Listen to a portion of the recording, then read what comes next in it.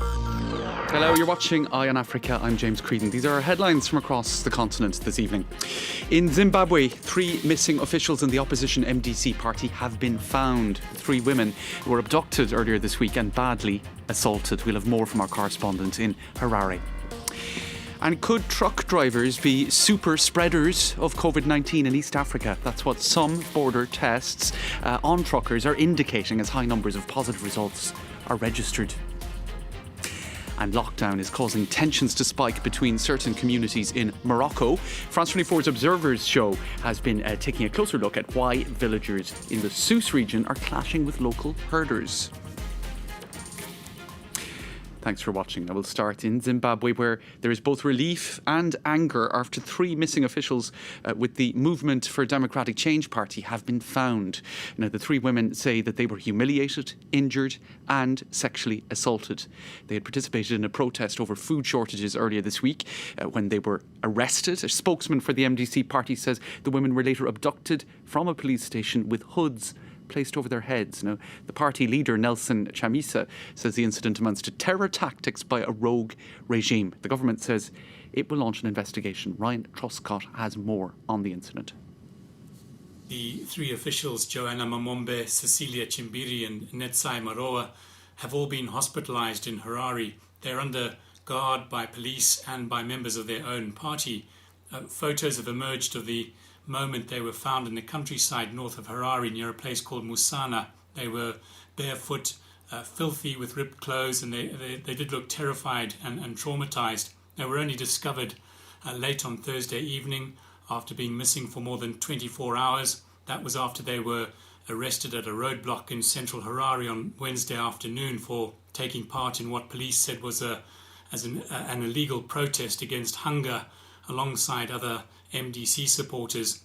The MDC is alleging that the 3 were abducted from Harare Central Police Station by men not in uniform who bundled them into a black car. And the party says that the women had hoods put over their heads and were taken to an isolated spot in a forest and put in a pit, and then were assaulted and forced to eat human excrement. That's according to a statement from the MDC. The police had initially confirmed arresting the 3 on Wednesday, but later said that they weren't in their custody. The EU, Britain and the US have all condemned the incident. The EU says that those responsible should be brought to justice swiftly.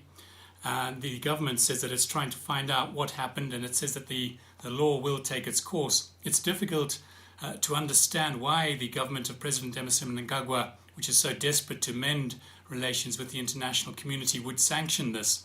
And there will be questions over whether these were the actions of rogue elements in the security services or whether the agents who did this had the blessing of the state. Mnangagwa is keen to have targeted sanctions lifted by the US and the EU, but incidents like these will make that very unlikely.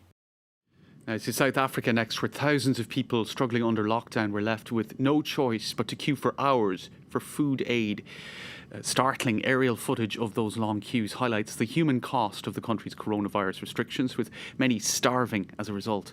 Now, various religious, charitable and community organisations gave out some 10,000 bags of maize and vegetables, as well as providing face masks and sanitizer. Let's take a listen to one of the coordinators. These people are hungry, they're vulnerable, the poor, the destitute, the weak, the elderly. And as civil society, together with a number of NGOs, we decided to return to the Spruit Mooiplaas area. And today, 10,000 bags of maize meal, sanitizers, food hampers, masks are being distributed because these people are desperate. All right, time for some news in brief now from across the continent. At least 10,000 Ethiopian migrants have returned home since the beginning of the pandemic. According to the UN's migration body, many were undocumented migrants who had been working in the Middle East. The International Organization of Migration says many are risking their health and with unsafe and cramped travel conditions. Mozambique's armed forces have killed 50 Islamist fighters this week in 2 standoffs in the north of the country. The government claims insurgents have launched 11 different attacks in the Cabo Delgado province this month alone. The region is rich in gas, and the conflict has interrupted government and private industry investments to produce natural gas. Some have likened the insurgency to the Boko Haram threat in Nigeria. Zambia reopened its Nakonde border crossing with Tanzania on Friday, but only for cargo. Citizens are still barred from crossing the border, which had been completely shut down for 5 days. Nakonde is a major transit point for copper and cobalt exports and for fuel imports.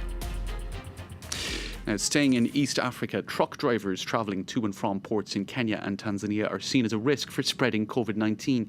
Indeed, border testing of truckers has revealed a high number of cases. Laurent Berstecker has more. At the Namanga border checkpoint, hundreds of truck drivers are waiting to be tested for COVID-19 before they can enter Kenya. Some say they've already complied with similar tests in the past weeks, but that local authorities do not consider their health certificates to be valid. Na hawataki kutumia hizo, wanasema kila mbonda wanachukua vipimo zao. Na kama vingekuwa vibaya, hizo certificates zingekuwa zimepigwa simu tayari. Waniruhusu mimi nipite na wale wenzetu wako nazo, tuweze kuendelea na safari. Truck drivers, who often travel hundreds of kilometers a day, are increasingly seen as potential coronavirus super spreaders. Over the past few weeks, several East African countries have adopted measures to restrict and control their movement. In Uganda, for instance, they're forbidden from stopping over at hotels or restaurants and must submit to frequent testing. In addition to this time-consuming process, which often takes several days, they're also facing growing hostility from local populations. Waganda wakituona wanatuita we corona, umebeba corona from Kenya. Sasa dereva si kama sisi tunaonewa. Ukifika mahali ambao umebeba corona. Despite the high costs of these mandatory testing policies, governments argue it's the only way to keep the borders open.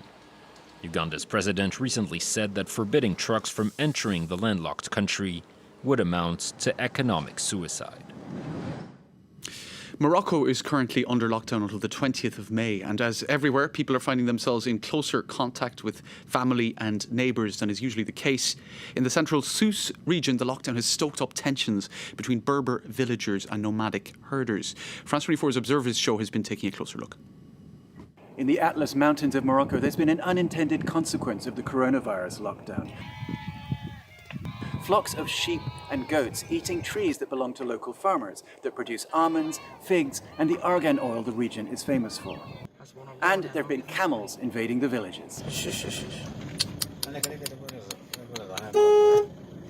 The animals belong to nomadic herders who come from outside the region. The local Berber villagers say they're taking advantage of the lockdown to let their flocks ravage the fields. الرعاة الرحل يأتون في أغلبهم من المناطق الصحراوية المجاورة لجهة سوس. ها واحد الولد صغير هي واحد الولد صغير. هما بالعاني جاو وسط اللوز ديال الناس.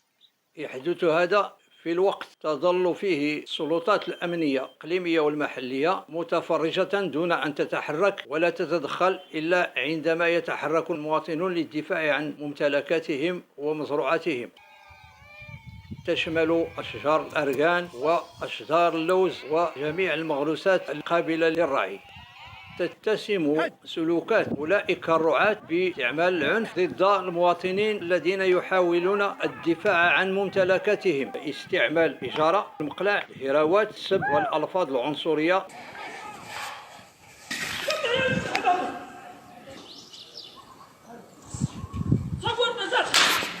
منذ ظهور هذا المشكل هناك ضحايا قتيلين جرحى. هو مسؤولية وزارة الفلاحة، هي مطالبة بأن تخلق مناطق رعوية في المناطق الصحراوية التي يفيد منها أولئك الرعاة.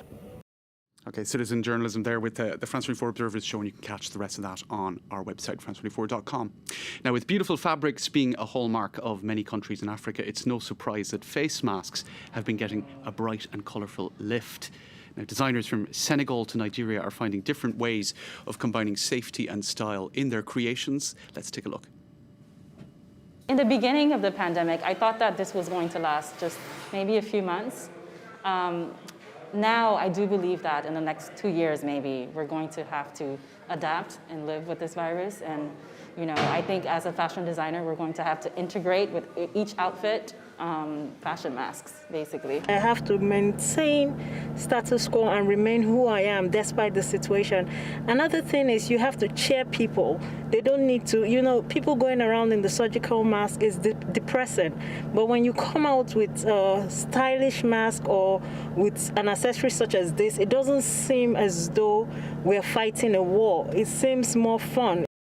Feeling inspired. That brings us to the end of this edition of Eye on Africa. Thanks for watching.